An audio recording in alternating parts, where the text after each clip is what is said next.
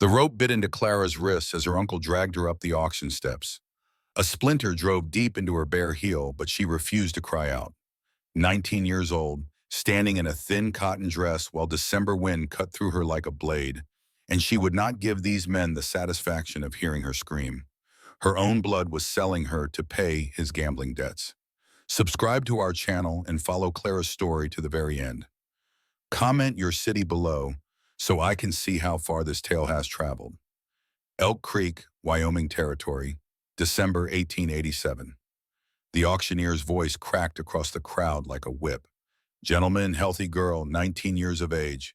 Can cook, clean, read, and write. Starting bid, $100. Clara's uncle stepped back, wiping his hands on his trousers like he had touched something dirty. She watched him do it and felt nothing. He had stopped being family the moment he put the rope around her wrists. 100. A miner near the front, missing most of his teeth. 120. Another voice, thick with whiskey. 150. Clara kept her eyes on the mountains. Gray peaks against gray sky. Snow was coming. She could smell it in the air. That particular cold that meant a storm was rolling in.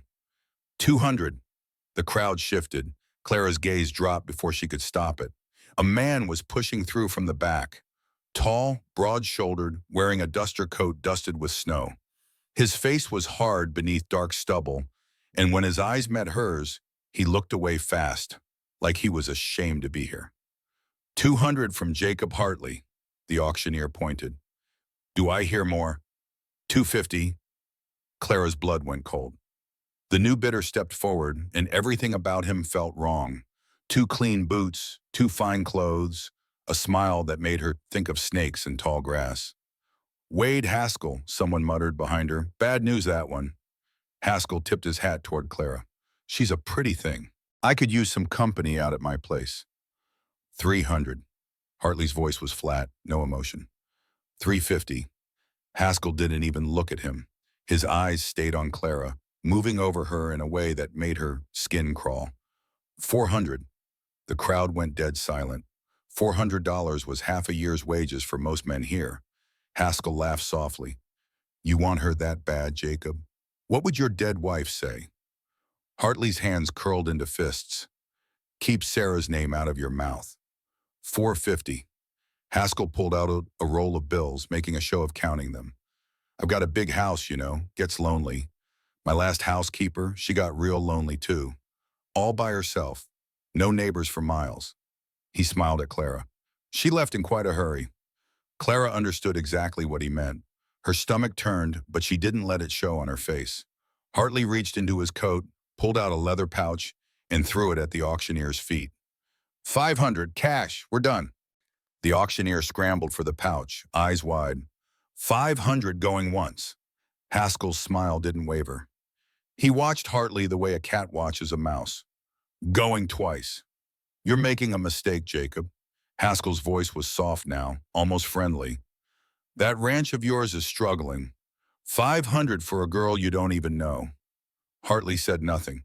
Sold to Jacob Hartley. Haskell tipped his hat one more time. See you around, miss. Real soon. He turned and walked away, and Clara watched him go with ice in her veins. Get down.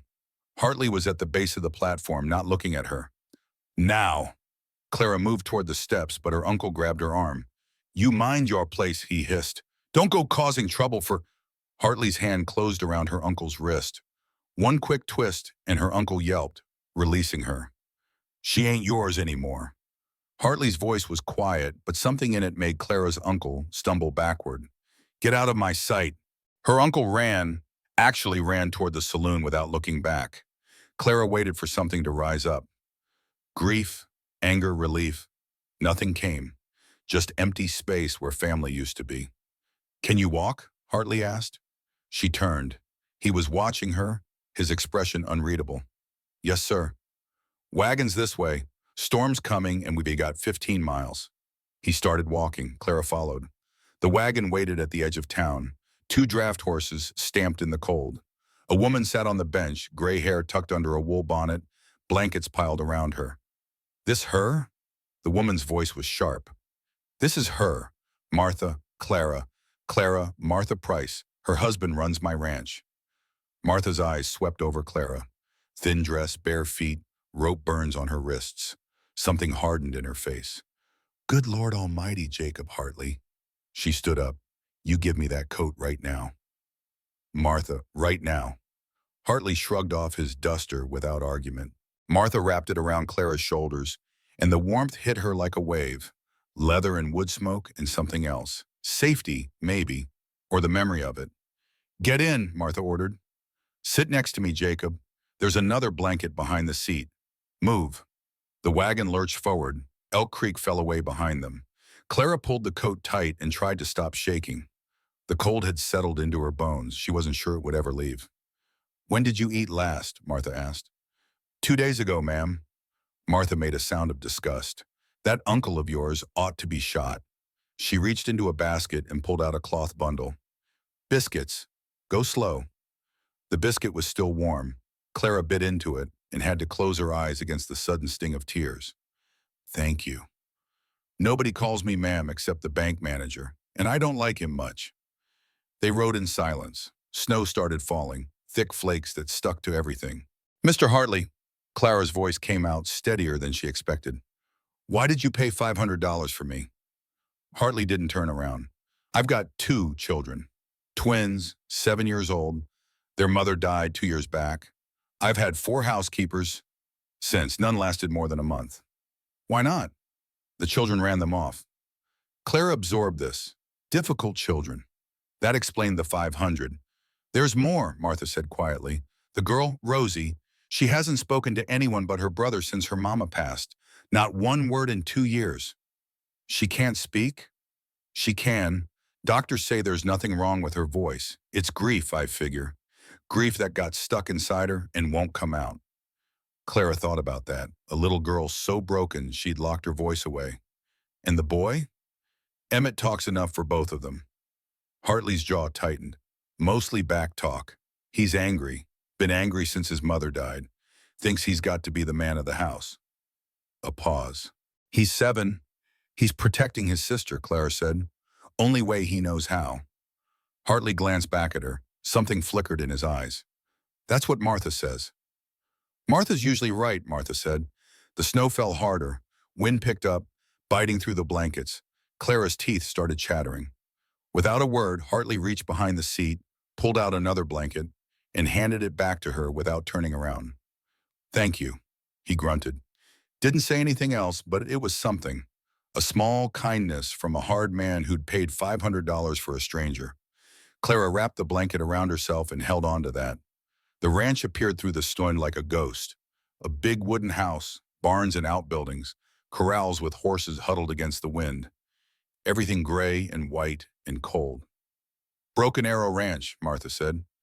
3 generations of Hartleys have worked this land. Hartley stopped the wagon near the house and climbed down. He didn't help Clara descend, just walked to the porch and stopped. Emmett, Rosie, out here now. Silence. I said now. The door creaked open. 2 small figures stepped out. They were thin and pale, dark hair like their father, eyes that held too much suspicion for children. The boy crossed his arms and glared. The girl stood behind him, clutching a ragged doll, watching Clara with an expression she couldn't read. This is Miss Whitmore, Hartley said. She'll be staying with us. You'll treat her with respect. The last one said we were devils. Emmett's chin jutted out. Said we'd burn in hell for what we did to her. And what did you do to her? Put a frog in her bed. She screamed for 20 minutes. Emmett, she deserved it. She tried to throw away Rosie's doll, said it was dirty and full of germs. Clara looked at the doll in Rosie's arms. It was worn and patched, one button eye missing. Loved to pieces. Was it your mother's? Clara asked. Rosie's arms tightened around the doll. She didn't answer, didn't even acknowledge that Clara had spoken. But Emmett's expression shifted just slightly. Mom made it for her before she got sick. Clara crouched down in the snow. Cold soaked through her dress immediately, but she didn't flinch. I'm not going to throw anything away that isn't mine, she said. And I'm not going to tell you you're devils, because you're not. You're just 2 kids who lost your mama and are trying to figure out how to live without her. Emmett stared at her. How do you know? Because I lost my mama too, when I was 12, and my pa died 6 months ago. And today, my uncle sold me like a horse because he didn't want to deal with me anymore. Clara met his eyes. I know what it feels like when the people who are supposed to protect you don't. It makes you angry. It makes you want to push everyone away before they can leave first. Emmett's arms slowly uncrossed. Are you going to leave? I don't have anywhere else to go. That's not the same as staying because you want to. You're right, it's not. Clara didn't look away. I can't promise I'll stay forever. That would be a lie, and I don't like lying. But I can promise I'll try, and I won't leave without saying goodbye. Rosie tugged on Emmett's sleeve, whispered something in his ear, too quiet for Clara to hear. Emmett frowned. Rosie wants to know if you can tell stories. My pa used to tell me stories every night. I remember most of them. Good ones? Not boring ones about princesses waiting to be rescued? Stories about girls who rescue themselves, and clever foxes, and wolves who aren't always the villain. Rosie whispered again. She wants to know if you'll tell one tonight. If you'd like. Emmett studied her for a long moment. Clara held her ground, knee-deep in snow, shivering, waiting. Fine, he finally said, but it better be good. The house was warm at least. Fire burning in a big stone fireplace. But Clara could feel the emptiness in it. Dust on the surfaces, dishes stacked unwashed. The ghost of a woman who used to keep this place alive. Your room's upstairs, Hartley said. Second door on the left. Settle in. Come down when you're ready. There's work to do. Yes, sir. She climbed the stairs on shaking legs, found the room small and clean, a narrow bed and a window looking out at the storm.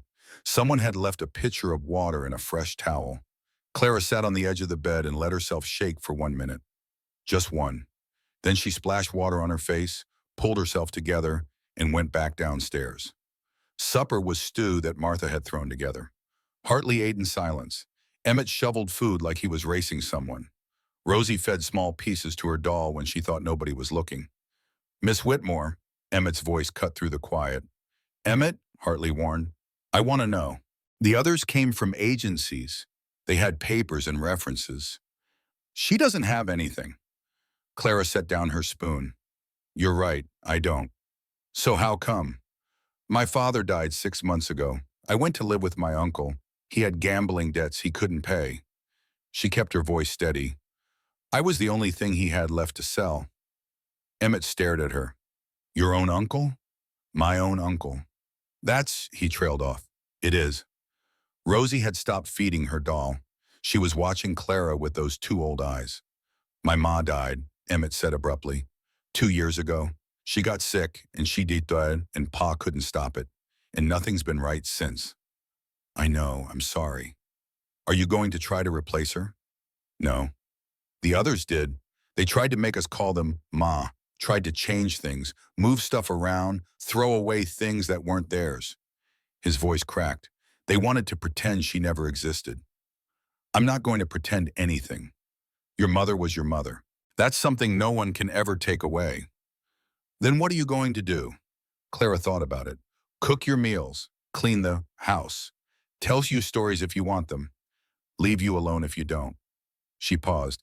And maybe if you'll let me, I'd like to learn about her, what she was like, the things she did, so I can do them the way she would have wanted. Emmett's eyes went wide. None of the others ever said that. You want to know about me? If you want to tell me, he looked at Rosie, that silent communication again. Clara waited. She made the best apple pie in the territory, Emmett said quietly. People came from 3 counties to buy it. She'd put extra cinnamon in ours because she knew we liked it sweet. Then I'll need you to teach me, the extra cinnamon, the way she did it. You'd let us teach you.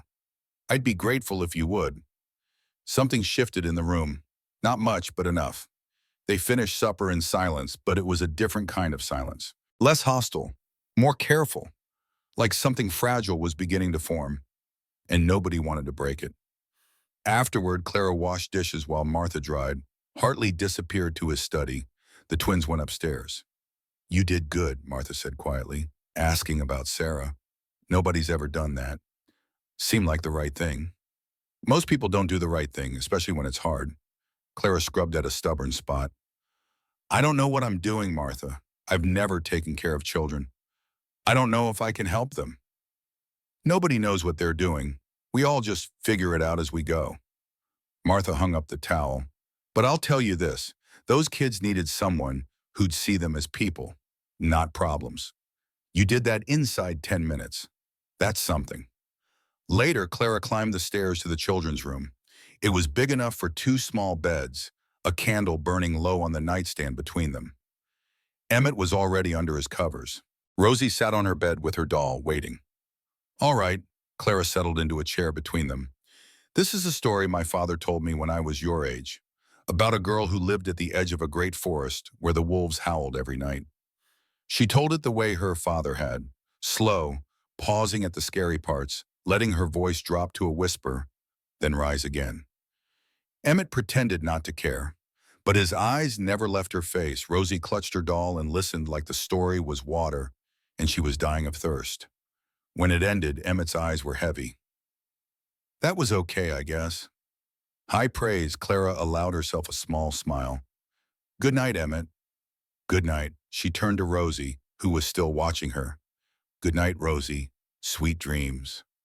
Rosie didn't respond. Clara hadn't expected her to. She stood, moved toward the door, reached for the handle. Good night. Clara froze. The word was barely a whisper, so soft she almost missed it. But it wasn't directed at Emmett. It was directed at her.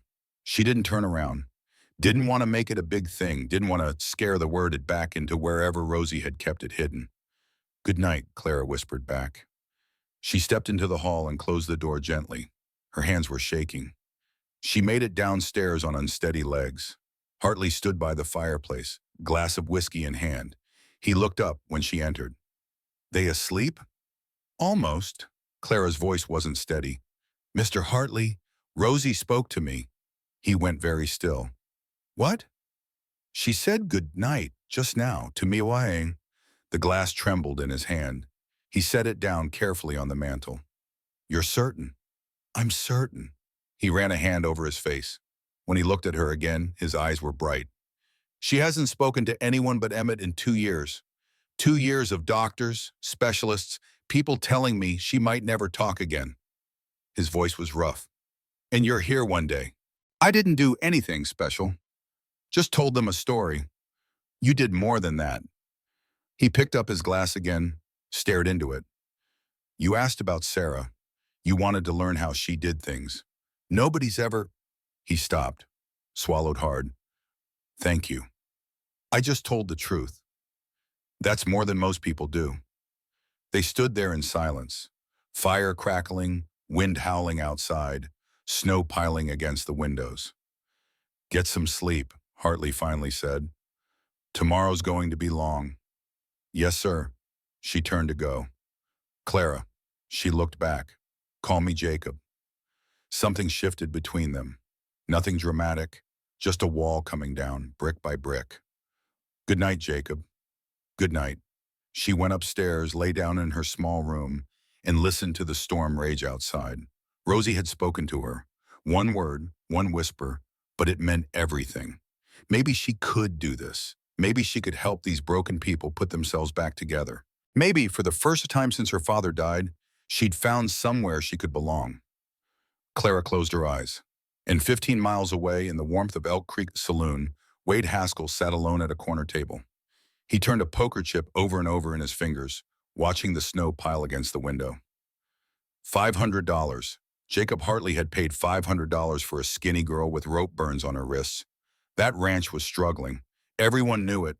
2 bad winters in a row, cattle prices dropping, and now Hartley was throwing away money he didn't have on a pretty face.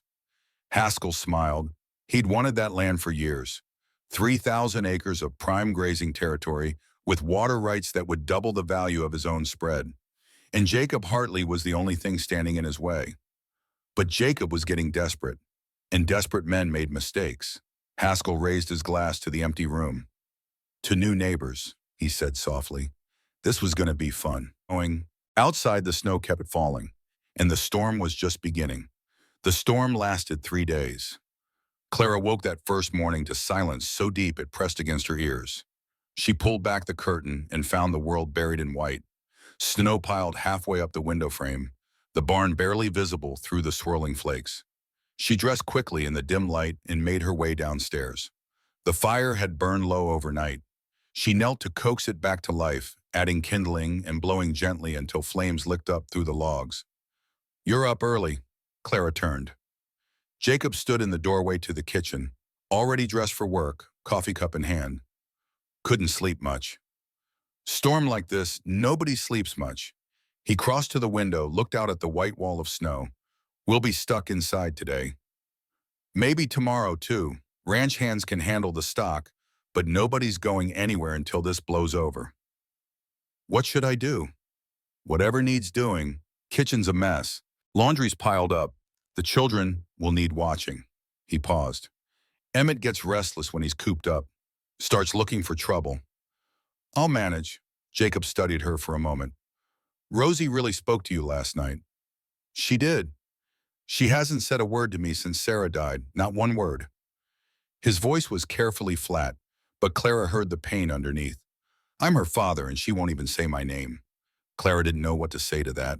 She settled for the truth. "Maybe she's not ready yet. Maybe it hurts too much." "Maybe." He drained his coffee and set the cup on the table. "I'll be in the barn if you need me. The boys are checking on the cattle in the north pasture. Martha and Hank are in the foreman's cottage." He pulled on his coat. "Don't let Emmett push you around." "I won't." He left, and Clara stood alone in the quiet house, listening to the wind howl outside. She found flour and lard and salt in the pantry and started making biscuits. It was something to do with her hands while she thought, and the familiar motions calmed her. Mix the dough, work it until it's smooth but not tough. Cut rounds with a tin cup. Place them on the baking sheet. "You're doing it wrong." Clara looked up. Emmett stood in the kitchen doorway, arms crossed, watching her with critical eyes. "Am I?" "Ma used more lard. Makes them fluffier." Clara stepped back from the counter. "Show me." Emmett blinked. "What?" "Show me the right way. I want to learn." He hesitated, suspicious. The other housekeepers had probably told him to mind his own business or shoot him out of the kitchen or gotten defensive about their cooking. "Come on." Clara gestured to the bowl. "I'm serious. If I'm going to make biscuits in this house, I should make them the way your family likes them." Emmett uncrossed his arms slowly and walked to the counter. He looked at the dough like he was approaching a wild animal. "More lard," he said. "About this much more." He showed her with his hands, and Ma always added a little bit of honey to the buttermilk. Just a spoonful. Makes them sweet. Honey in the buttermilk. Got it. They worked together in silence for a few minutes. Clara let Emmett take the lead, watching his small hands work the dough with practiced confidence. He'd done this before, with his mother. She could see it in the way he moved. "She used to help too," he said quietly. "She'd cut the shapes. Ma let her use the fancy cutters, the ones shaped like stars and moons." "Where are they?" "The cutters?" "Pa put them away after—" Emmett's jaw tightened. He put away a lot of Ma's things. Clara filed that information away. "Maybe someday, if your pa says it's all right, we could get them back out, so Rosie could use them again." Emmett looked at her, really looked, like he was seeing her for the first time. "You're different, Ed," he said. "From the others." "Different how?" "You listen." They never listened. They just told us what to do and got mad when we didn't do it. Listening's important. Ma said that too. He went back to the dough. She said the most important thing you can do for someone is hear what they're really saying, not just the words coming out of their mouth. Your ma sounds like she was very wise." "She was." His voice cracked just slightly. "She was the best ma in the whole territory. Everyone said so." Clara didn't try to fill the silence that followed. She just stood beside him, working the dough, letting him feel whatever he needed to feel. When the biscuits were in the oven, Emmett wiped his hands on a towel and looked toward the stairs. "Rosie's probably awake. She doesn't like coming down when there's someone new in the house. Would you go get her? Tell her breakfast is almost ready." "She won't come." "Ask her anyway, please." Emmett shrugged and trudged upstairs. Clara heard his footsteps overhead. The murmur of his voice, then silence. A few minutes later, he came back down alone. She's not coming, I told you. That's all right. Would you bring her a plate so she doesn't have to eat alone? Again, that look of surprise. You want me to take her breakfast in bed? I want her to eat. Doesn't matter where. Emmett considered this. Then he nodded once and took the plate Clara had prepared upstairs. He didn't come back down for almost an hour. When he finally reappeared, his expression was strange, thoughtful. She ate everything, he said. Good. Even the biscuits. He stopped. She said what? She said they tasted almost like Ma's. Clara's throat tightened. That's because you helped me make them. You knew the secret. Emmett stood very still. Then, without warning, his eyes filled with tears. Hey, Clara crouched down to his level. Hey, it's okay. I miss her. The words came out broken, a dam finally cracking. I miss her so much. And Pa won't talk about her. And Rosie won't talk at all. And I have to be strong all the time. But I'm not strong. I'm just a kid. I'm just... Clara opened her arms. Emmett hesitated for just a second. Then he crashed into her, burying his face in her shoulder, his small body shaking with sobs he'd been holding back for 2 years. She held him. Didn't shush him or tell him it would be okay or any of the empty things people said when they didn't know what else to say. She just held him and let him cry. I've got you, she murmured. I've got you. They stayed like that until his sobs quieted. When he finally pulled back, his face was red and blotchy and he looked embarrassed. Don't tell Pa. He'll think I'm weak. Crying isn't weak. It's how we let the hurt out so it doesn't poison us from the inside. Pa never cries. Maybe he should. Emmett wiped his nose on his sleeve. The other ladies would have told me to stop, said I was being dramatic. The other ladies were wrong. He looked at her for a long moment. Then he nodded like something had been decided. I'm going to go check on Rosie. Okay. He started toward the stairs, then stopped. Miss Clara? Yes? Thanks for the biscuits. And the other thing? Anytime, Emmett. He disappeared upstairs, and Clara let out a breath she hadn't known she was holding. Her shoulder was wet with his tears, and her heart ached in a way that surprised her. She'd known these children for less than a day, and already they were burrowing under her skin, finding the soft places she tried to protect. She went back to work. There was plenty of it. The next 2 days passed in a blur of cooking and cleaning and small moments that added up to something bigger. Clara scrubbed the kitchen until the counters shone. She tackled the mountain of laundry, hauling water and heating it on the stove, washing and wringing until her arms ached. She swept and mopped and dusted, bringing the house back to life one room at a time. The children watched her. Emmett started helping without being asked, carrying firewood and fetching water. Rosie stayed mostly in her room, but Clara noticed her doll appearing in strange places. On the kitchen table during meals, propped on a chair near the fire in the evenings, like Rosie was sending scouts to investigate this new presence in her home. So, on the second evening, Clara found the doll sitting outside her bedroom door. She picked it up carefully, studying its worn face and missing eye. Someone had loved this doll fiercely. Someone still did. She brought it downstairs and set it in a chair at the dinner table, right between her seat and Rosie's empty one. When Rosie crept down for supper that night, the first time she'd come to the table since Clara arrived, she stopped dead at the sight of her doll waiting for her. I thought she might like to join us, Clara said, if that's all right with you. Rosie looked at Clara, looked at the doll, looked at her brother, who shrugged. Then she slid into her seat, pulled the doll into her lap, and started eating. She didn't speak, but she stayed for the whole meal. Jacob noticed. Clara saw his eyes move to Rosie, then to the doll, then to Clara. He didn't say anything, but something in his expression shifted. Gratitude maybe, or hope. After supper, Rosie tugged on Clara's sleeve. When Clara looked down, the girl held up her doll. What's her name? Clara asked. Rosie's lips moved. No sound came out, but Clara could read the word. Sarah. Rosie nodded. Clara's heart clenched. The doll was named after her mother. Of course it was. That's a beautiful name, Clara said. She must be very special to you. Another nod. Then Rosie did something unexpected. She held the doll out toward Clara, offering it. Clara took it gently. Thank you for introducing us. I'll take good care of her. She held the doll for a moment, then handed it back. Rosie clutched it to her chest, and for just a second, the ghost of a smile crossed her face. Then she turned and ran upstairs, bare feet pattering on the wooden floor. She's never done that before, Emmett said. He was watching from the kitchen doorway, eyes wide. She's never let anyone touch that doll, not even Pane. Dinam. Balyam. Clara didn't know what to say, so she just nodded and started clearing the dishes. The storm broke on the third day. Clara woke to silence and pale sunlight streaming through her window. The snow had stopped, leaving the world crystalline and still.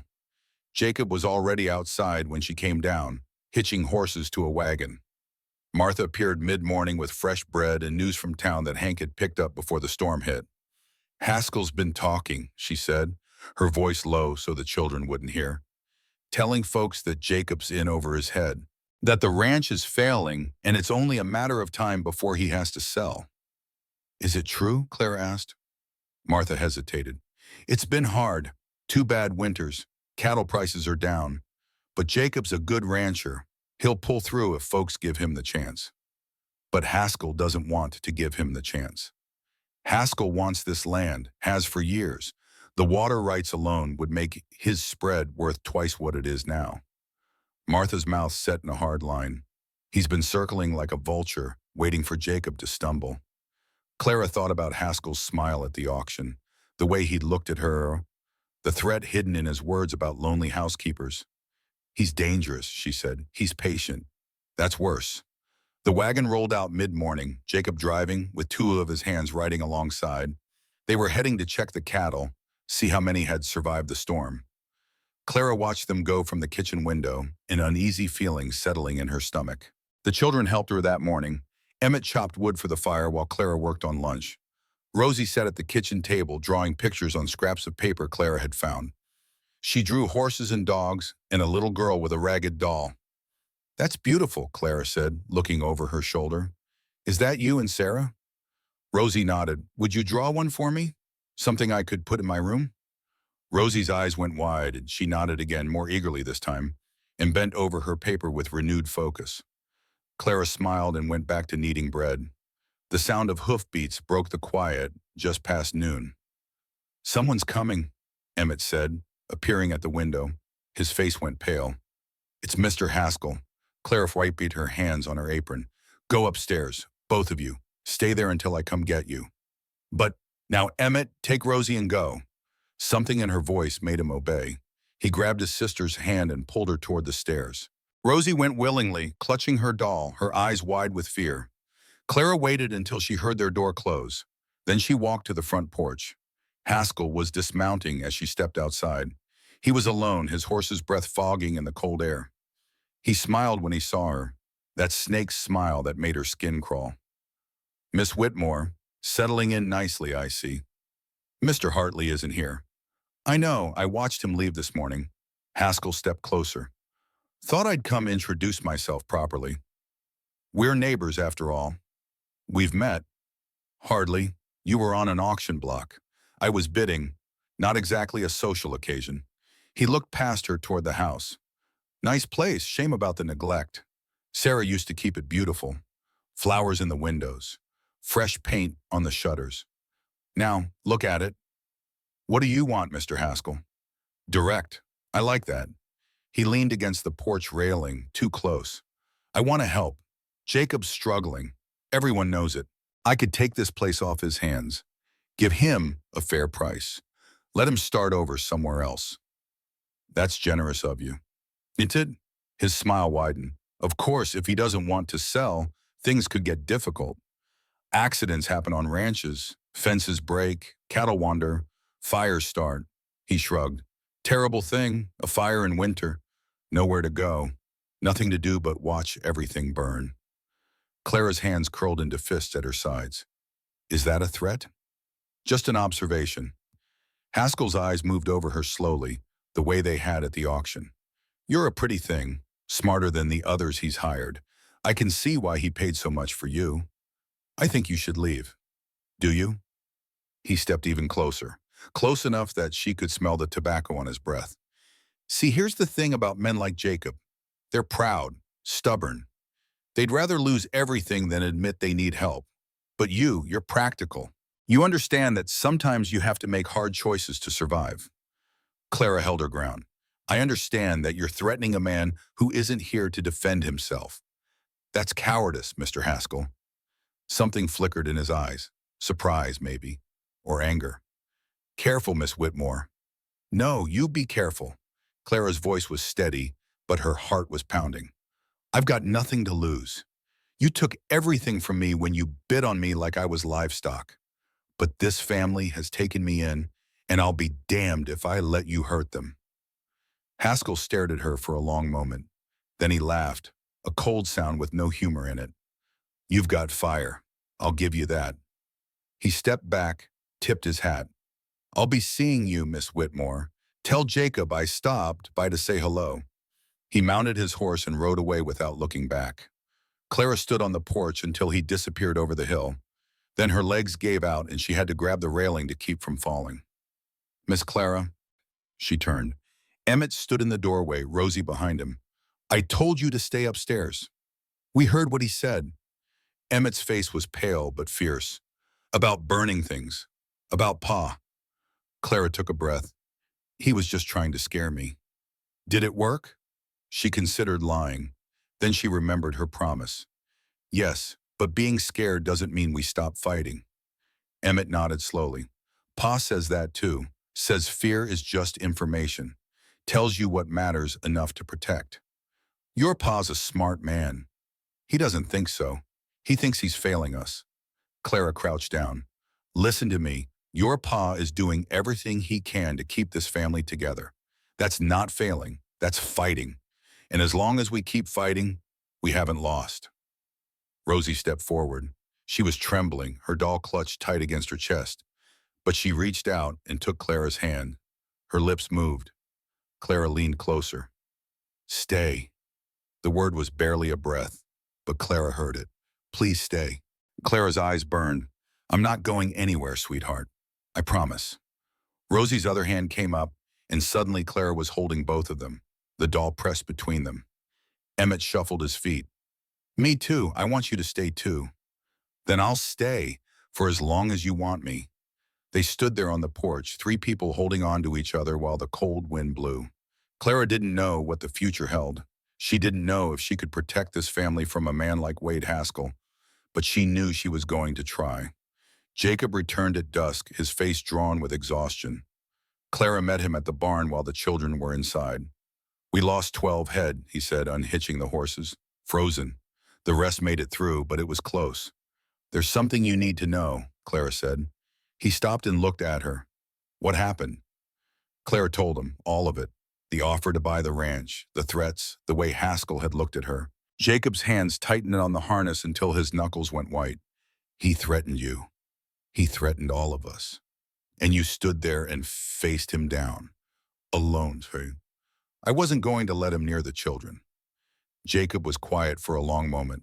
Then he let out a breath and ran a hand over his face. I should have been here. You were doing what you needed to do it. The cattle don't care about Haskell's games. The cattle aren't what matters. He turned to face her fully. You matter. The children matter. I can lose every head of stock on this ranch and rebuild. I can't. He stopped, swallowed hard. I can't lose anyone else. Clara didn't know what to say. The raw pain in his voice stole her words. When Sarah died, he continued, his voice rough. I thought that was it. I thought I'd never feel anything again except anger and grief. I shut down, shut everyone out, even my own children. Jacob, let me finish. He took a step closer. You've been here 4 days.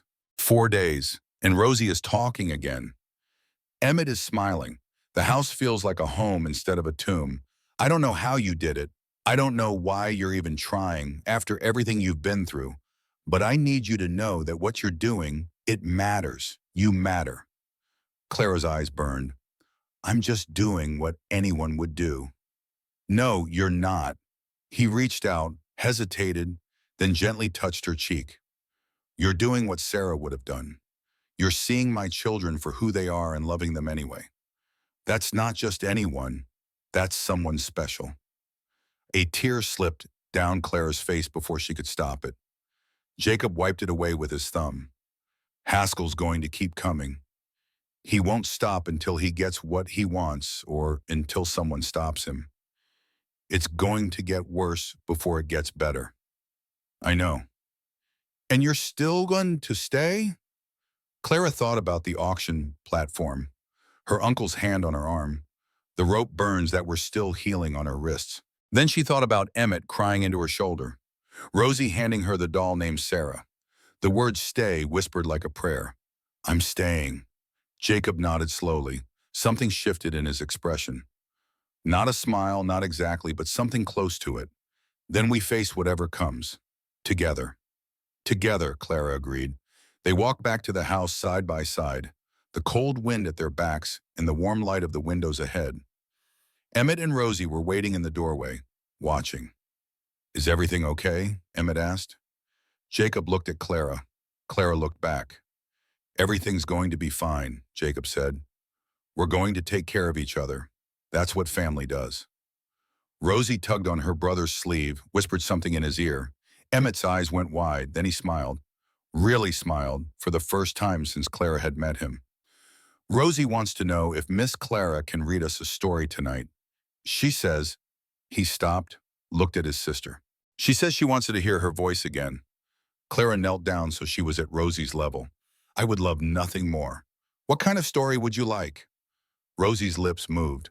Clara waited. A happy one, Rosie whispered, with a family. Clara's heart cracked open a little more. I know just the one, she said. Come on, let's go inside where it's warm. They went in together, the four of them, closing the door against the cold.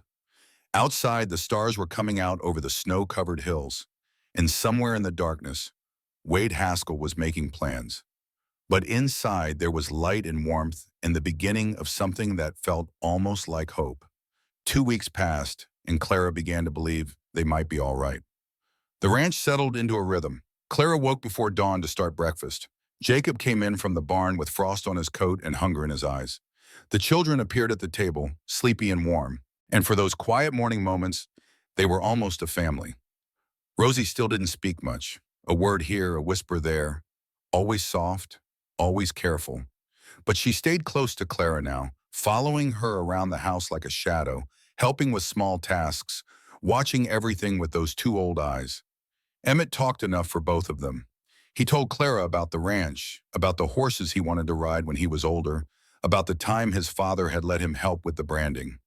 He told her about his mother. Small memories that surfaced without warning.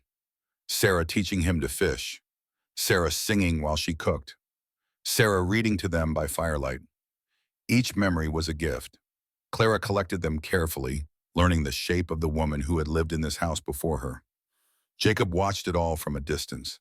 He was warmer now, less guarded, but there was still a wall around him that Clara couldn't quite breach. He worked from dawn until dark, pushing himself harder than any of his men, like he was trying to outrun something that lived inside his own head. He blames himself, Martha told Clara one afternoon. They were in the kitchen, Martha teaching Clara how to make Sarah's apple pie. For Sarah's death, he thinks if he'd gotten the doctor sooner, if he'd done something different, she might have lived. Could he have saved her? No, the fever took her too fast. But grief doesn't listen to reason. Martha's hands moved steadily, crimping the edges of the crust. He loved her something fierce. When she died, part of him died too. Clara thought about that as she worked.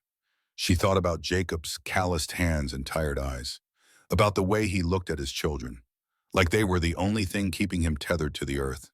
She thought about the way he touched her cheek in the barn, gentle as a question. Martha, she said quietly. What was she like, Sarah? Martha smiled, soft and sad. She was sunshine.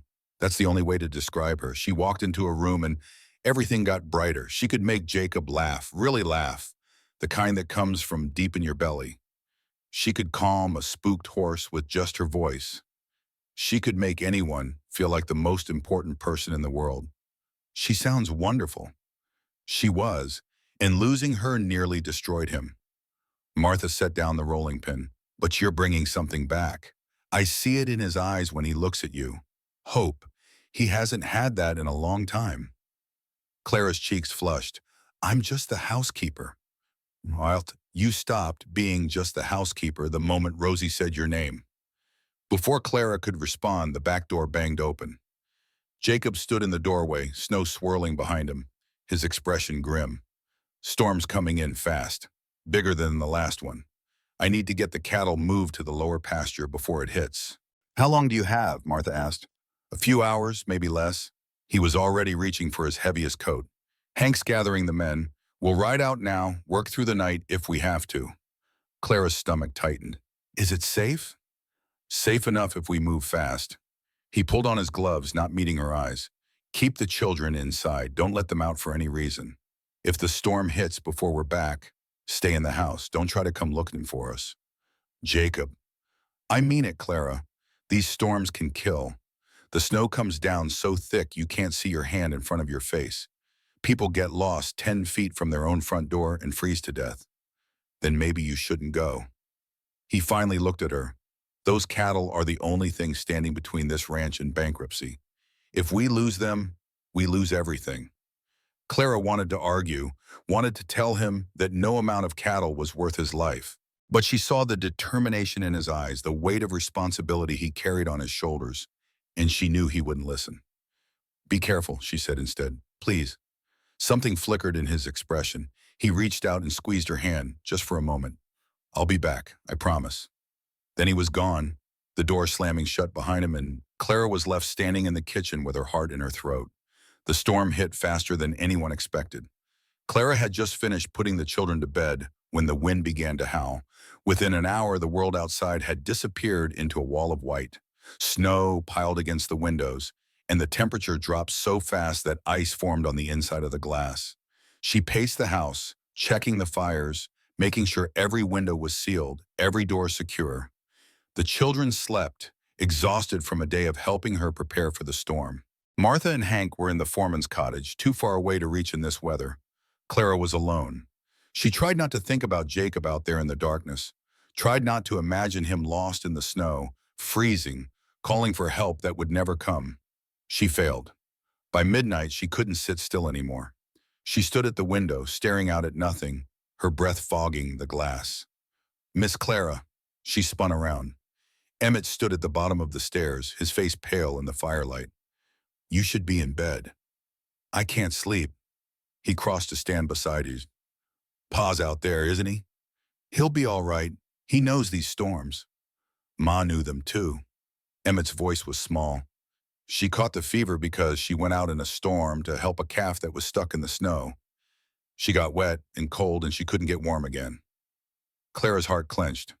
Emmett, what if Pa doesn't come back? What if he dies too? He's not going to die. You don't know that?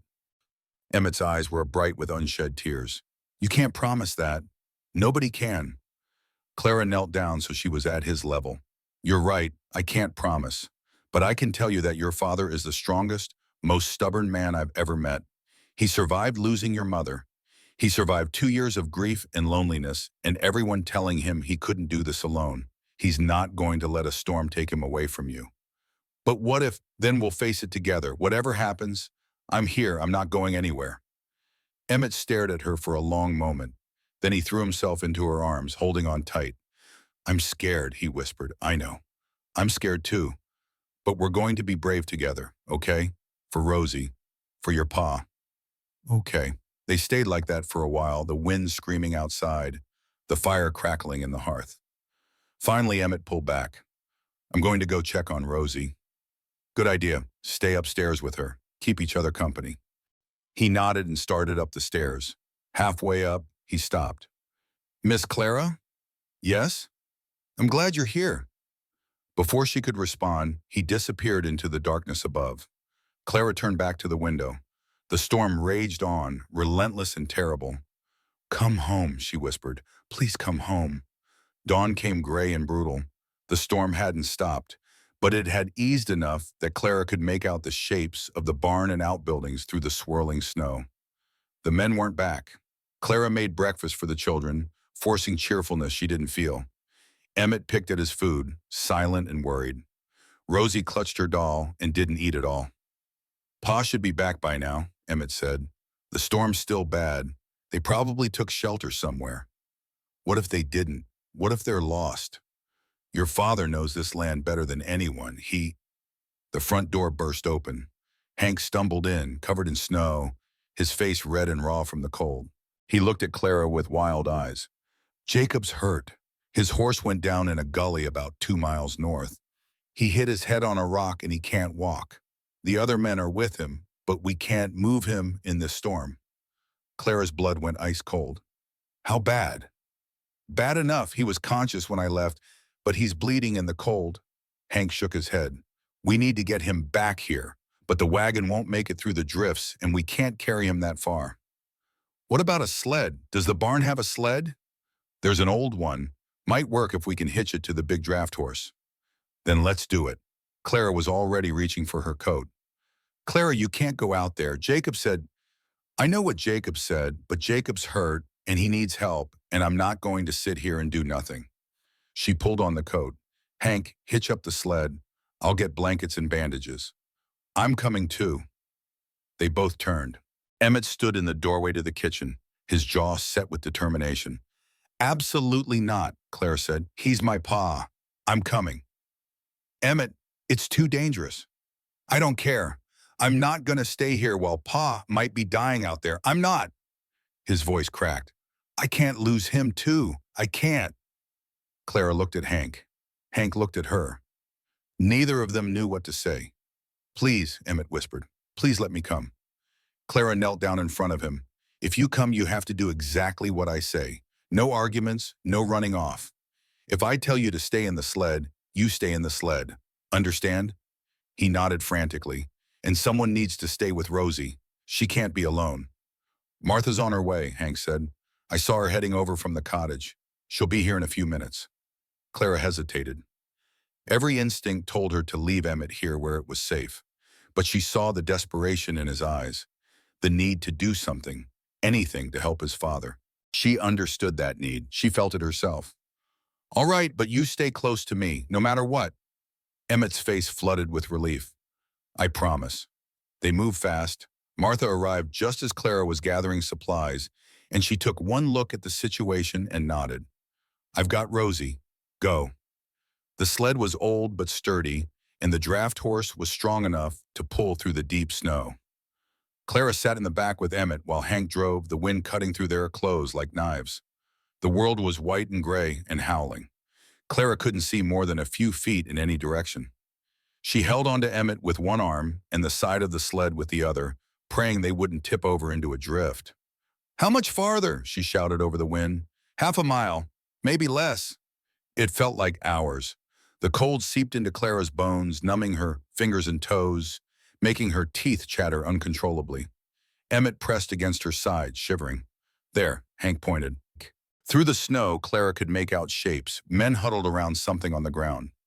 A horse standing nearby, its head down against the wind. The sled lurched to a stop, and Clara was out before it had fully settled. She ran, stumbling through the drifts, her heart pounding. Jacob lay on the ground, his head cradled in one of the ranch hand's laps. His face was pale, his eyes closed, and there was blood on his forehead, bright red against the white snow. Jacob. Clara dropped to her knees beside him. Jacob, can you hear me? His eyes fluttered open, unfocused, confused. Clara. His voice was barely a whisper. What are you? Shouldn't be here. I'm here. I'm right here. She pressed her hand to his cheek. His skin was ice cold. We're going to get you home. The cattle? Damn the cattle. Clara's voice broke. You're what matters. The children need you. I need... She stopped herself. We need to move him now. The men lifted Jacob onto the sled, and Clara wrapped him in every blanket she'd brought. Emmett crawled in beside his father, holding his hand, his small face fierce with determination. Pa, can you hear me? It's Emmett. I'm here. Jacob's eyes opened again. He focused on his son, and something like a smile crossed his face. Hey, cowboy. You're going to be okay. Miss Clara's here. She's going to fix you. Miss Clara. Jacob's gaze moved to Clara, standing over him. Told you to stay inside. I'm not very good at following orders. He laughed, a weak sound that turned into a cough. Stubborn. You're one to talk. The ride back was a blur of cold and fear and prayer. Clara kept one hand on Jacob's chest, feeling the rise and fall of his breathing, making sure he was still alive. His skin was too cold, his pulse too weak, and the blood from his head wound had soaked through the first bandage she'd applied. By the time they reached the ranch, he was unconscious. They carried him inside and up to his bedroom, and Clara went to work. She cleaned the wound on his head, stitched it closed with shaking hands, wrapped it in clean bandages. She stripped off his wet clothes and piled blankets on top of him, built up the fire until the room was sweltering. But his skin stayed cold, his breathing stayed shallow, and when she pressed her hand to his forehead, she felt the first flush of fever. "No," she whispered. "No, not this. Please, not this." She worked through the night, bunged his face with cool water when the fever climbed, forced sips of water between his cracked lips, talked to him, begged him, ordered him to fight. The children came and went. Emmett sat by his father's bed for hours, holding his hand, telling him stories about everything he was going to do when Pa got better. Rosie crept in and stood in the corner, clutching her doll, watching with huge, terrified eyes. Martha brought food that Clara couldn't eat. Hank reported that the cattle had been saved, all but a handful. The storm was finally dying down. None of it mattered. Nothing mattered except the man in the bed and the fever that wouldn't break. On the second night, Jacob's eyes opened. Clara was dozing in the chair beside his bed, exhausted beyond words. She woke to find him watching her, his eyes bright with fever but focused. "Clara." She sat up, her heart lurching. "I'm here. I'm right here." "The children, they're fine. They're asleep. Emmett hasn't left your side except when I made him eat. And Rosie, she's been talking more. To me, to Emmett. She asked about you this morning." Clara's voice wobbled. She said, "Is Pa going to be okay?" Clear as day. Jacob's eyes closed. A tear slipped down his cheek. "She talked. She did, because she loves you, because she needs you to get better." "I'm tired, Clara." His voice was fading. "So tired." "I know, but you can't give up. Do you hear me?" Clara grabbed his hand, held it tight. "You can't leave those children. They've already lost one parent. They can't lose another. You'll take care of them." It wasn't a question. "Jacob, if something happens, you'll stay. Promise me." His grip tightened, weak but desperate. "Promise me you won't leave them." Clara's tears spilled over. "I promise, but you have to promise too. You have to fight. You have to come back to us." "Us." She didn't know what to say. The word had slipped out without her permission, revealing something she hadn't been ready to admit. "The children," she whispered. "Me. This family. Whatever we are now, we need you, Jacob. I need you." His eyes opened again, finding hers. Even through the fever, she could see him in there, fighting, holding on. "I'm not going anywhere," he said. "Not now. Not when I finally have something worth staying for." His hand went limp in hers. His eyes closed. For one terrible moment, Clara thought he was gone. Then she felt his chest rise, fall, rise again, breathing, still breathing. She laid her head on his chest and wept. The fever broke just before dawn. Clara felt it happen the moment his skin cooled, his breathing deepened into real sleep instead of the restless thrashing of illness. She sat up, hardly daring to believe, and pressed her hand to his forehead. Cool, not cold, not burning, just normal human warmth. "Jacob." She touched his cheek. "Jacob, can you hear me?" His eyes fluttered open, clear this time, present. "Clara." His voice was rough, cracked from disuse. "You're still here." "Where else would I be?" He stared at her for a long moment. Then he reached up slowly and touched her face. His thumb traced the dark circles under her eyes, the tear tracks on her cheeks. "You've been crying. I've been terrified. I'm sorry." "Don't be sorry. Just don't ever do that again." The door burst open. Emmett stood there, wild-eyed, Rosie behind him. "Pa, are you, I'm okay, cowboy." Jacob's voice was weak but steady. "Come here." Emmett ran to the bed and threw himself at his father, sobbing. Rosie followed more slowly, her steps hesitant, her eyes uncertain. "Rosie." Jacob held out his hand. "Come here, sweetheart." She climbed onto the bed and curled against his side, her doll pressed between them. And then she did something she hadn't done in 2 years. She spoke to her father. "I was scared," she whispered. "I thought you were going to leave like Mama." Jacob's arm tightened around her, his eyes filled with tears. "I'm not going anywhere, baby girl. I promise, I'm right here." Clara stood by the door watching the three of them hold on to each other. Her heart was so full it hurt. Martha appeared beside her, touched her arm. "You should rest. You've been up for 2 days." "I will, soon." But she couldn't make herself leave. Not yet. Not when this broken family was finally starting to heal. Jacob looked up at her over his children's heads. His eyes said everything words couldn't. "Thank you. For saving me. For loving them. For staying." Clara nodded once, then slipped out of the room, closed the door gently behind her, and finally let herself breathe. In the kitchen, she sat at the table and put her head in her hands. The fear and exhaustion of the past days crashed over her all at once, and she shook with the release of it. She'd almost lost him. They'd almost lost everything. But they hadn't. He was alive. The children were safe. The family was still standing. Whatever came next, they would face it together. Clara didn't know how long she sat there. Long enough for the sun to rise fully, filling the kitchen with pale winter light.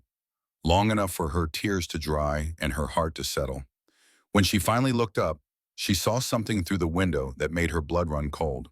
A rider on the ridge, silhouetted against the morning sky. Even from this distance, she recognized the two fine clothes, the two clean boots. Wade Haskell. Watching the house. Waiting. Clara's hands curled into fists. The storm was over, but the real fight was just beginning. The next few days were a blur of activity. Jacob recovered slowly, gaining strength bit by bit, and Clara found herself spending more time with him.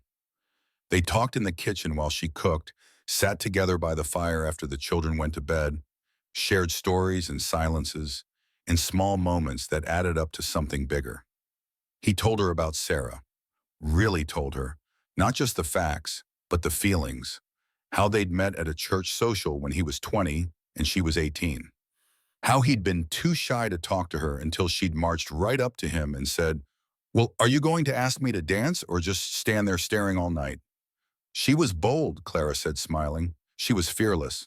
I was terrified of her. Jacob's eyes were soft with memory. She made me better. Made me want to be the kind of man she deserved. You are that man. I wasn't. After she died, He trailed off, shaking his head. I shut down, pushed everyone away, even my own children. I was so angry, Clara. Angry at God, angry at myself, angry at her for leaving me. That's grief. It does terrible things to people. It does. He looked at her across the firelight. But then you came and something started to change. I started to feel things again. Things I didn't think I'd ever feel. Clara's heart stuttered. Jacob. I know. He held up a hand. I know how you came here. I know I have no right to say any of this.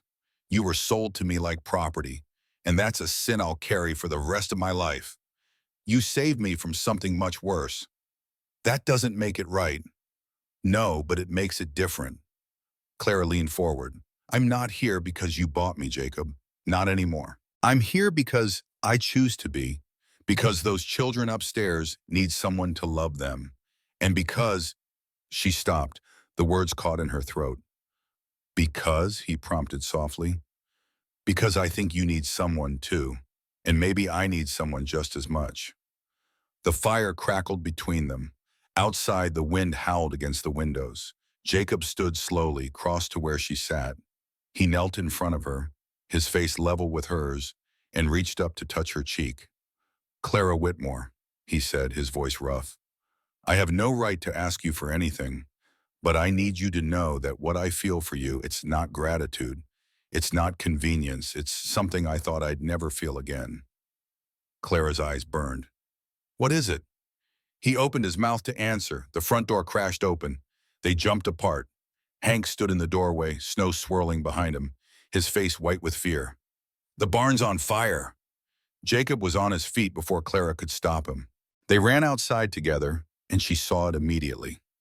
Flames licking up the side of the main barn, smoke billowing into the night sky. "The horses!" Jacob shouted. "Hank, get the men! We need water!" Everything became chaos. Ranch hands appeared from the bunkhouse, forming a bucket line from the well. Clara ran to the barn doors, hauling them open, and horses screamed and bolted past her into the snow. The heat was intense. The smoke burned her eyes and throat. She could hear Jacob shouting orders somewhere in the chaos, but she couldn't see him. "Clara!" Emmett's voice. She spun around and found him running toward her, Rosie close behind. "Get back in the house," she screamed. "Miss Clara, look!" He was pointing at the ridge. Even through the smoke, she could see the figure on horseback, watching the fire like it was entertainment. Haskell. Clara's blood went cold, then hot. A rage she'd never felt before rose up in her chest. "Emmett, take your sister inside. Now." "But now!" He grabbed Rosie's hand and ran for the house. Clara turned back to the fire, her mind racing. This wasn't an accident. Haskell had done this. Set the fire as a warning, or maybe as a distraction. Either way, he was declaring war. They fought the flames for hours. By the time dawn broke, the barn was half destroyed. But they'd saved the horses and most of the equipment. Everyone was exhausted, covered in soot and ash, but alive. Jacob collapsed on the porch steps, his face gray with pain. He'd pushed himself too hard, too soon, and Clara could see the toll it had taken. "You need to rest," she said, sitting beside him. "Can't rest. Too much to do." "Jacob." She waited until he looked at her. Something in her voice made him stop. "It was Haskell. I saw him on the ridge, watching. He did this." Jacob's expression didn't change. He'd already known. "I can't prove it." "I know. Without proof, the sheriff won't do anything. Haskell's got half the town in his pocket." "I know that too." Jacob was quiet for a long moment. Then he said, "He wants this land. He's wanted it for years. And he's going to keep pushing until I break." "Then don't break." "It's not that simple." He stared at the ruined barn. "That fire destroyed half my feed stores. Without them, I can't get the cattle through winter. And if I lose the cattle, I lose the ranch. What about buying more feed? With what money? I spent everything I had on—" He stopped, looked away. "On me," Clara finished. "You spent it on me." Don't do that." He turned back to her. "I don't regret buying you, not for a second. You're worth more than any ranch." "Jacob, I mean it." He took her hand, gripped it tight. "If I lost everything tomorrow, burned to the ground, and the only thing I had left was you and those children, I'd count myself the richest man in the territory." Clara's throat closed up. "You can't say things like that." "Why not? It's true. Because I don't know what to do with them." Her voice broke. "I don't know how to be what you need. I'm 19 years old. I was sold at auction 3 weeks ago. I don't know anything about ranching or raising children, or you know more than you think." Jacob's hand came up to cup her face. "You know how to love people who've forgotten what love feels like. You know how to be brave when everything's falling apart. You know how to make a broken family feel whole again." "I'm scared." "So am I." They stared at each other. The sun was rising, painting the snow gold and pink. "Pa." They turned. Emmett stood in the doorway, Rosie beside him. They were both watching with wide-eyed eyes. "Are you going to kiss Miss Clara?" Emmett asked. Jacob let out a surprised laugh. Clara felt her face go red. "Mind your own business, cowboy." "Rosie says you should. She says it's been obvious for days." Rosie nodded solemnly, her doll pressed against her chest. Jacob looked at Clara. Clara looked at Jacob. "The children have spoken," he said. "Jacob—" He kissed her. It was soft and gentle, and over too quickly, but it left Clara's head spinning and her heart racing. "I'm sorry," Jacob said, pulling back. "I shouldn't have—" "Do it again." His eyes widened. "What?" "Do it again." This time when he kissed her, it wasn't soft. It was fierce and desperate and full of everything they'd both been holding back. Clara grabbed his shirt and pulled him closer, and Jacob's arms wrapped around her like he was afraid she'd disappear. Ew, Emmett said. Emmett, Rosie whispered. Be quiet. They pulled apart, breathing hard. Jacob's forehead rested against Clara's. I love you, Thais said. I know it's too soon. I know I have no right. But I love you, Clara Whitmore, and I don't want to waste any more time pretending I don't. Clara's eyes filled with tears. I love you too. Then stay. Not because I bought you. Not because the children need you. Stay because you want to. Stay because this is your home. Yes. The word came out on a swoop. Yes. This is my home. You're my home. Jacob kissed her again, and Clara felt something click into place. For the first time since her father died, she knew exactly where she belonged. The sound of hoofbeats broke them apart. They turned to see a rider approaching from the direction of town. Not Haskell. Clara could tell that immediately. This rider sat differently, moved differently. Sheriff Dawson, Jacob said, standing. What's he doing out here? The sheriff reined in his horse and dismounted.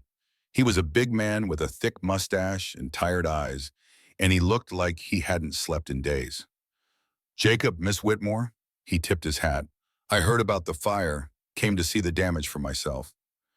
Since when does the sheriff make house calls? Jacob's voice was carefully neutral. Since Wade Haskell came into my office this morning with a dozen witnesses saying you set the fire yourself for the insurance money. Clara felt the blood drain from her face. That's insane. I know it is. Dawson looked at the ruined barn. I've known Jacob Hartley for 15 years. He's not the type to burn down his own property. He turned back to them. But Haskell's got money and influence, and he's making a lot of noise. I'm going to have to investigate. You know what he's doing, Clara said. You know he started that fire. I suspect. Suspecting isn't the same as proving. Dawson sighed. Look, I came out here to warn you. Haskell's got lawyers from Denver coming in next week. He's filing a claim on your land, saying you're insolvent and can't meet your obligations. If he can prove that in court, he can force a sale. Jacob's face had gone white. He can't do that. He can try. And with enough money and the right judge, he might succeed. Dawson put his hat back on. I'm sorry, Jacob. I wish I could do more, but right now my hands are tied. He mounted his horse and rode away, leaving them standing in the cold morning light. Clara turned to Jacob. He looked like he'd been hit. What do we do? I don't know. His voice was hollow. I've got no money, no feed, half a barn, and a man with unlimited resources trying to take everything from me. I don't know how to fight that. There has to be something. Clara, no. She grabbed his arm. Listen to me. Wade Haskell thinks he's going to win because he's got money and power and you've got nothing. But he's wrong. You've got this land. You've got people who believe in you. You've got me and the children and Martha and Hank and every ranch hand who's ever worked for you. That's not going to help in a courtroom. Maybe not. But this isn't just about courtrooms. It's about holding on. It's about not giving up even when everything's stacked against you. Clara's eyes blazed. You told me that fear tells you what's worth fighting for. Well, I'm terrified right now. That means this matters. You matter. This family matters. Jacob stared at her for a long moment. Then slowly something in his expression shifted. The defeat faded, replaced by something harder, something stronger. You're right. I know I am. Stubborn woman. You love it. He almost smiled. I do. They stood together looking at the ruined barn, the snow-covered hills, the land that had been in his family for 3 generations. He wants a fight, Jacob said quietly. Fine. I'll give him one. The next few days were a blur of activity. Jacob met with his ranch hands, explained the situation, asked for their help. Every single one of them agreed to stay, some even refusing the wages until the crisis was over. You've always treated us fair, Hank said. That means something, more than Haskell's money ever could. Martha rallied the wives of the ranch hands, organizing food and supplies. Word spread to neighboring ranches, and offers of help started coming in. Extra feed, equipment for rebuilding the barn, even a few head of cattle to replace any losses. Clara watched it happen with something like wonder. This wasn't just a ranch. It was a community, a family, and they were all standing together against the storm. The morning of the confrontation came cold and clear. Clara woke before dawn, her stomach tight with nerves. She dressed quickly, checked on the children who were still sleeping, and went downstairs to find Jacob already at the kitchen table. He looked up when she entered. He'd shaved, combed his hair, put on his best shirt. He looked like a man preparing for war. "You didn't sleep," she said. "Neither did you." She sat across from him and took his hand. "What's the plan?" "Haskell's lawyers are meeting with the judge at noon. I've got a meeting with them at the courthouse beforehand. They want to discuss a settlement and—" "You mean they want you to surrender?" "That's what Haskell thinks. He's wrong." Clara studied his face. There was something different in his expression. Not desperation, not fear, something sharper. "What aren't you telling me?" Jacob almost smiled. "Remember how I said half the town is in Haskell's pocket?" "Yes." "I started thinking about the other half." Before Clara could ask what he meant, Martha burst through the back door. "They're here, all of them, just like you asked." Jacob stood, squeezing Clara's hand. "Come on, there's something you need to see." He led her outside, and Clara stopped dead on the porch. The yard was full of people. Ranchers from neighboring spreads, shopkeepers from town, farmers and their wives, old men and young men and women Clara had never seen before. They stood in clusters, breath fogging in the cold air, all of them watching the house. "Jacob," Clara whispered, "what is this?" "This is what happens when you stop trying to do everything alone." He stepped off the porch and raised his voice. "Thank you all for coming. I know it's early and cold, and most of you have your own problems to deal with. But this matters, not just to me, but to all of us." A grizzled rancher near the front stepped forward. "Haskell's been squeezing folks around here for years, buying up land for pennies, running families off their property. You're the only one who's ever stood up to him." "And look where it got me," Jacob said. "Half a barn and a court case." "That's why we're here." The rancher turned to the crowd. "How many of you have had dealings with Wade Haskell? How many of you have seen him lie, cheat, threaten?" Hands went up, dozens of them. "And how many of you would be willing to say so in front of a judge?" The hands stayed up. Clara's throat tightened. She looked at Jacob, and he looked back at her with something like wonder in his eyes. "I didn't expect this many," he admitted quietly. "Maybe you should have." An older woman pushed through the crowd. Clara recognized her as the widow who ran the general store in Elk Creek. "My husband did business with Haskell 20 years ago. He kept records. Everything." She held up a leather satchel. "I found these in the attic last week. Ledgers showing every dirty deal Haskell ever made. Bribes, threats, even a confession from one of his men about a fire he set back in '79. Clara's heart leaped. "A fire?" "The Morrison Ranch. Everyone thought it was an accident." The widow's mouth set in a hard line. "It wasn't. My husband was too scared to come forward while Haskell was paying him, but he's gone now, and I'm done being afraid." Jacob took the satchel with shaking hands. "Mrs. Patterson, I don't know how to thank you." "Win. That's how you thank me. Beat that snake at his own game." They rode to town together, the wagon surrounded by neighbors and allies. It felt like an army, Clara thought. An army of ordinary people who'd had enough. Elk Creek was buzzing when they arrived. Word had spread about the confrontation, and people lined the streets to watch. Clara saw faces she recognized from the auction. Men who'd bid on her, women who'd looked away. She held her head high and didn't flinch. The courthouse was a simple wooden building at the end of Main Street. Haskell was already there, standing on the steps with two men in expensive suits, his lawyers from Denver. He smiled when he saw Jacob's wagon approaching. Then his smile faltered as he took in the crowd behind it. "Hartley." Haskell's voice was smooth, but Clara could see the tension in his shoulders. "Quite the entourage."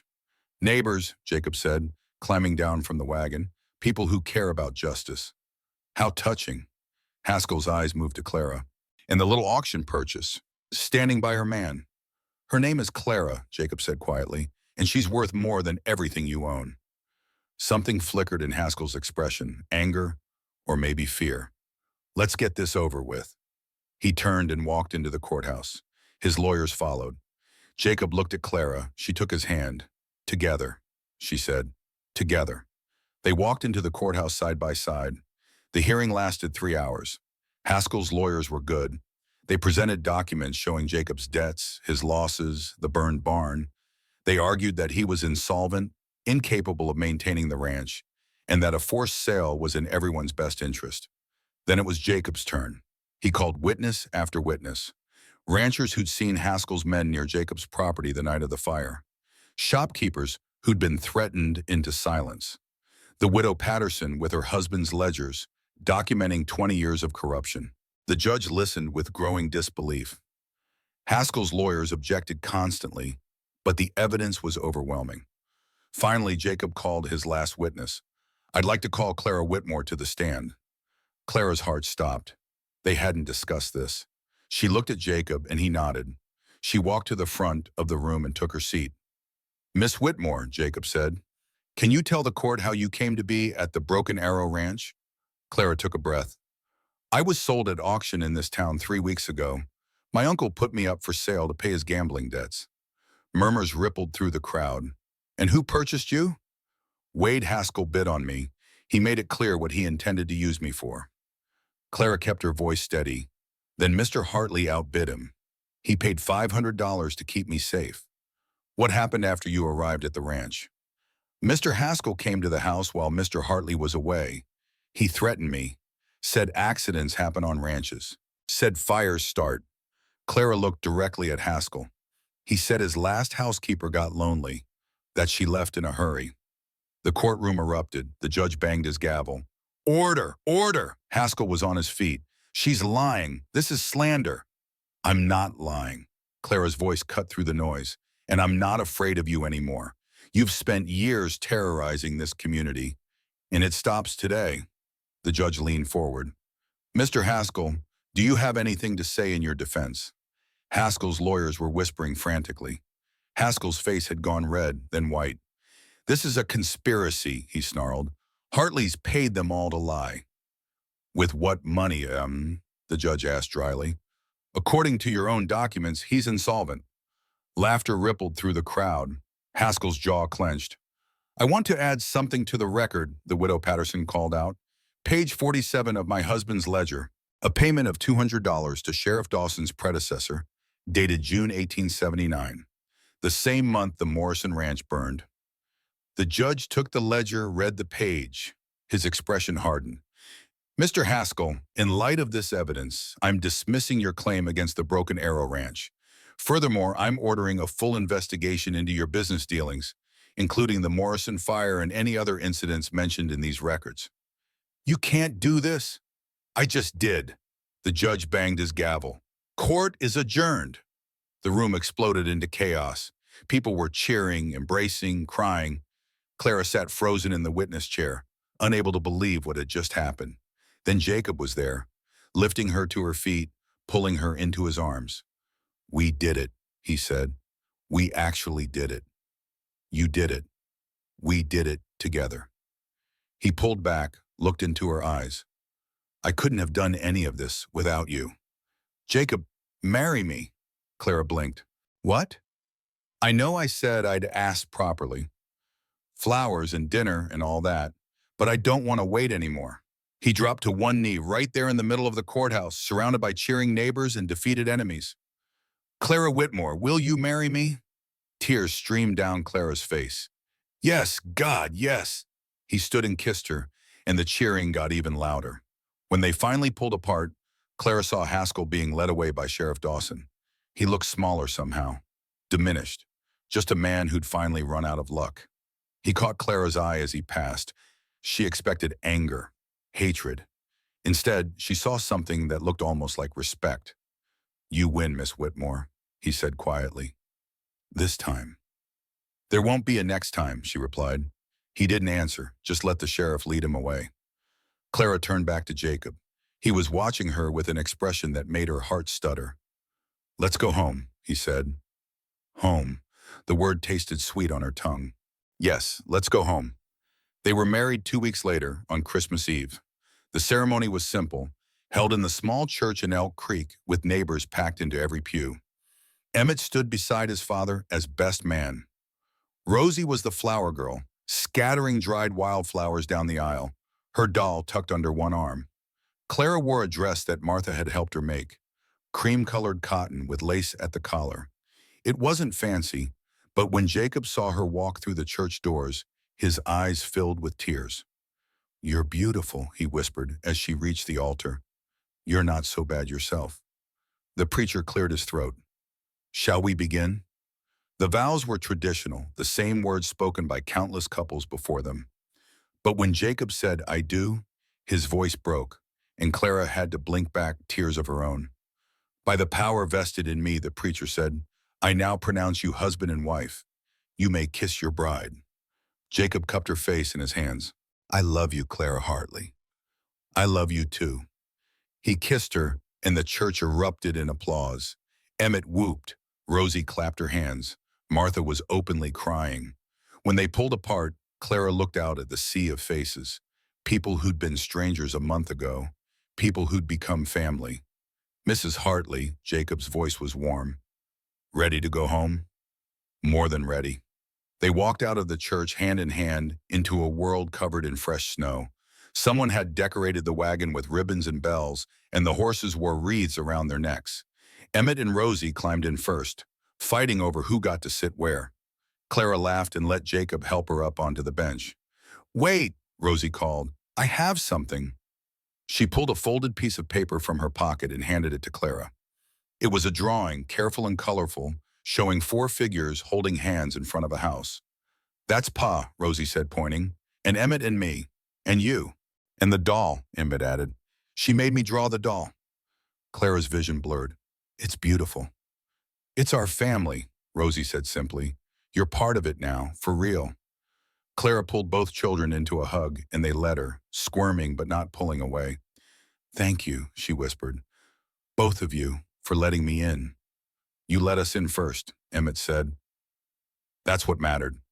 The wagon rolled out of town, bells jingling, snow crunching under the wheels. Clara leaned against Jacob's shoulder and watched the landscape pass by.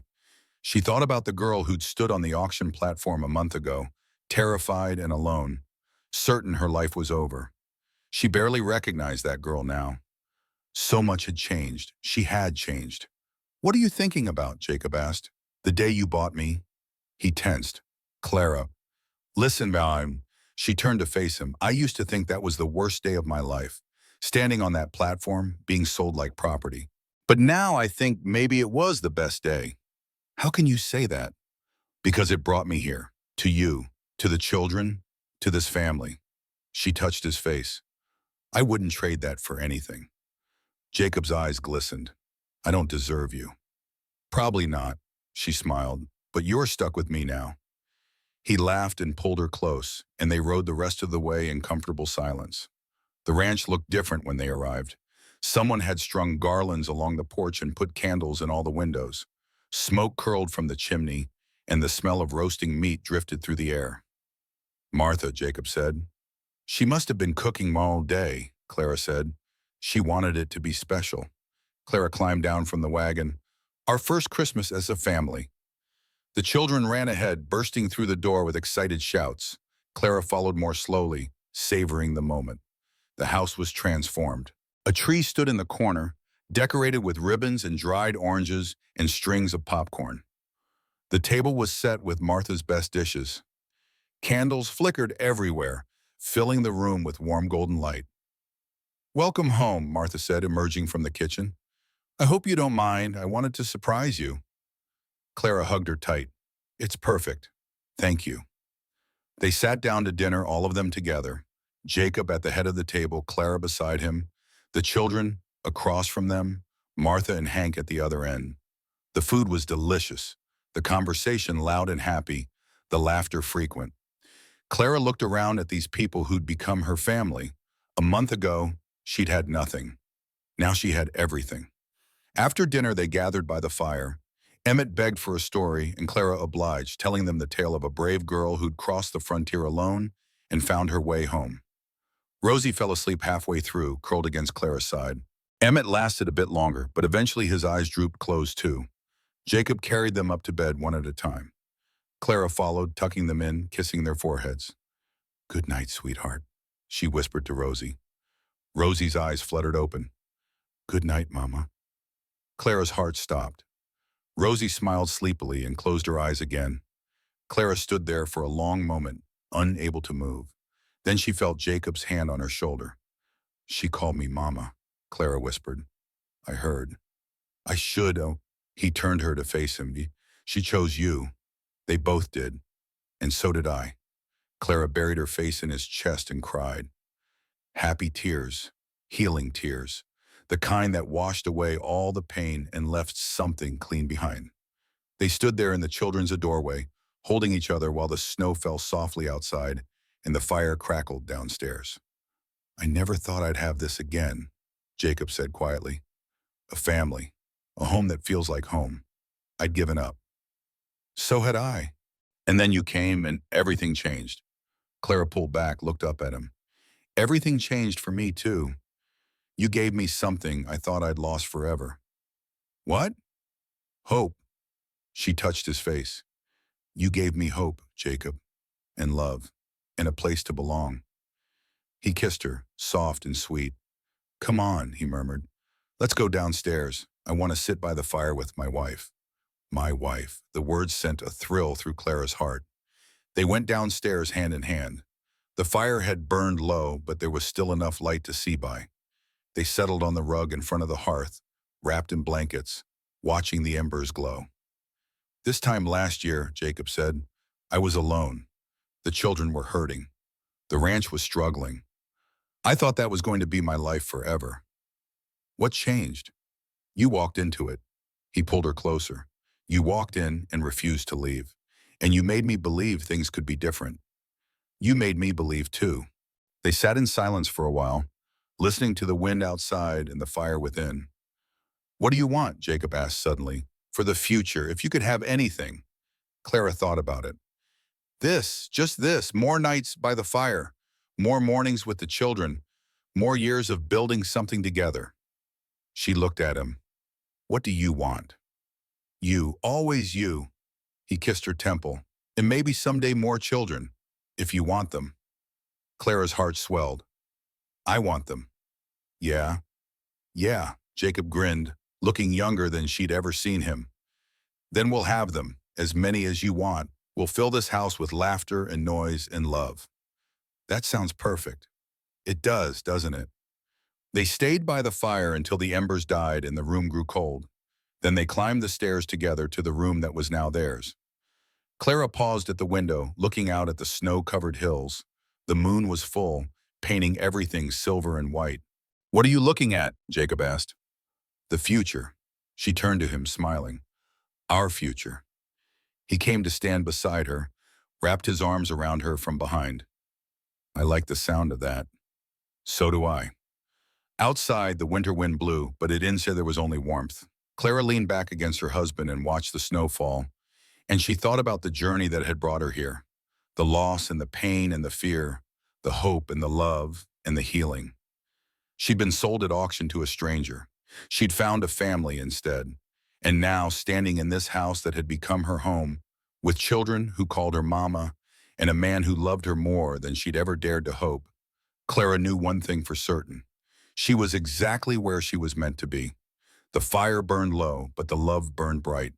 And in the heart of Wyoming, on a snowy Christmas Eve, a broken family became whole again. Clara closed her eyes and let herself feel it. All of it. The peace and the joy and the bone-deep certainty that this was real. This was home. This was forever. And she would never be alone again.